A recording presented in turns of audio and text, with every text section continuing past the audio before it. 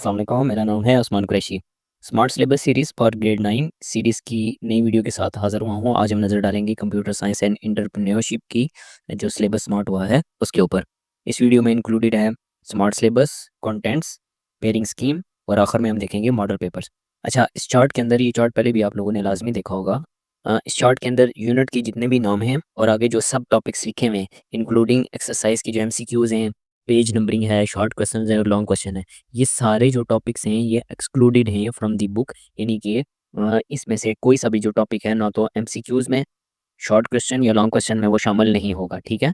और एक और बात जो इसमें चेंज हुई है, पिछले जो सिलेबस आया था शॉर्ट सिलेबस था कंप्यूटर साइंस का, उसमें जो शॉर्ट क्वेश्चंस थे वो एक्सरसाइज में से आ रहे थे। तो अभी इन्होंने इसको अपडेट कर दिया है कि यहाँ पे किसी जगह लिखा होगा कि they will be from the entire contents of the text book, यानी कि अब ऐसे नहीं होगा कि सिर्फ एक्सरसाइज से बन कर आएँगे, बल्कि जो पूरी आपकी बुक का जो कंटेंट है including inner contents of the chapters जो कि इंक्लूडेड हैं, ठीक है? उसमें से जो है वो आपका पेपर बनकर आएगा।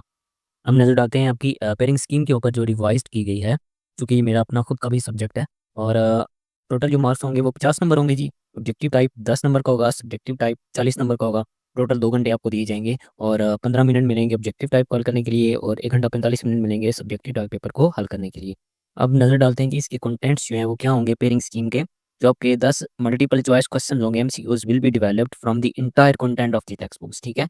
1 MCQ will be asked from chapter 1 to 4 and from 6 to 11, ठीक है? तो इस तरीके से ये 10 बनते हैं क्योंकि हमारे पास जो टोटल यूनिट्स हैं वो 12 हैं, तो इसलिए 2 चैप्टर उन्होंने एक्सक्लूड कर दिए हैं, एक चैप्टर 5 और एक चैप्टर 12 जिसमें से कोई भी एमसीक्यूज़ नहीं बनेगा। बाकी 1 से 4 तक और 6 से 11 तक हर जो आपका यूनिट है उसमें से वो 1 एमसीक्यू बनेगा। अच्छा, अब नज़र डालते हैं कि उसका जो सब्जेक्टिव पार्ट है, जो शॉर्ट क्वेश्चन्स हैं। शॉर्ट क्वेश्चन के 3 सेक्शन होते हैं, ये हमारे पास क्वेश्चन नंबर 2, क्वेश्चन नंबर 3 और क्वेश्चन नंबर 4। आपके पास टोटल 6 शॉर्ट क्वेश्चन्स आएँगे, 6 में से आपको 4 अटेम्प्ट करने पड़ेंगे। अगेन वो कहता है this section will contain 3 short question answer sections 2, 3 और 4, ये 3 सेक्शंस हैं। Each short answer question will be asked from the content of the text book, यानी कि अब वो एक्सरसाइज़ वाला जो है वो खत्म हो गया है सिलसिला। अच्छा, देखते हैं क्वेश्चन नंबर 2 के अंदर क्या है जी, 6 में से 4 आपको अटेम्प्ट करने पड़ेंगे। 1 short question will be given from chapter 1, 2 short questions will be given from each chapter number 2 and 3, 1 short question will be given from chapter 4, यानी कि पहले और चौथे में से 1-1, दूसरे और तीसरे में से 2-2 बनेंगे। तो भई देखो इस सेक्शन की रिक्वायरमेंट क्या है, 4 शॉर्ट क्वेश्चन। तो मैं अपने बच्चों को भी, मैं जो स्टूडेंट है स्कूल में और आपको भी ये रिकमेंड करूँगा कि पहले आप चैप्टर नंबर 2 और 3 को मुकम्मल अच्छे तरीके से तैयार करो कि कम से कम आपकी मिनिमम रिक्वायरमेंट तो पूरी होगी ना यहाँ पे कि 4 क्वेश्चन आपने जो अटेम्प्ट करने हैं, ठीक है? फिर जो आपके पास टाइम बचेगा तो आप यूनिट नंबर 1 और 4 को भी अटेम्प्ट कर लेना, ठीक है? स्टार्ट करो एक्सरसाइज़ के क्वेश्चन से और फिर जो है ना वो कंटेंट के अंदर वाले जो क्वेश्चन्स हैं, उनके ऊपर भी आप नज़र डालो।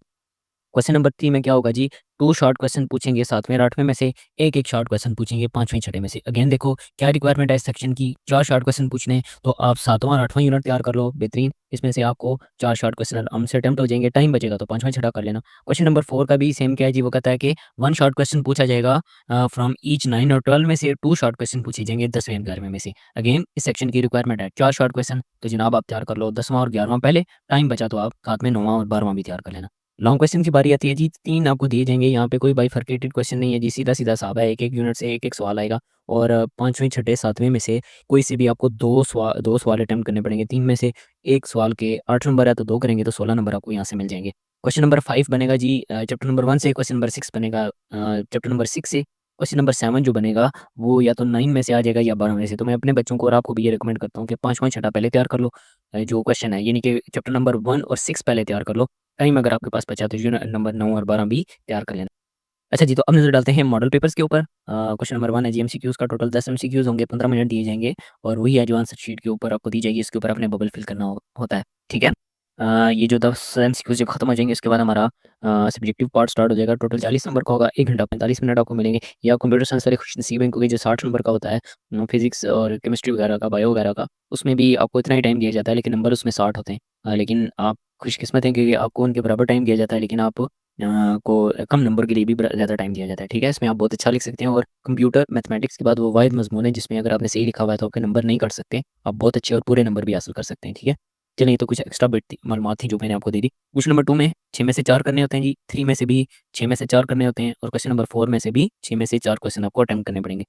क्वेश्चन नंबर 5, 6 और 7 में से 3 सवालों में से कोई से भी आपको 2 अटेम्प्ट करने पड़ेंगे, 16 नंबर आपको यहाँ से मिल जाएंगे। ठीक है, उम्मीद है आपको आज की वीडियो अच्छी लगी होगी। अगली वीडियो में इंशाल्लाह हम बात करेंगे उर्दू के स्मार्ट सिलेबस के ऊपर। अगली वीडियो लाजमी देखिएगा, मिलते हैं अगली वीडियो में।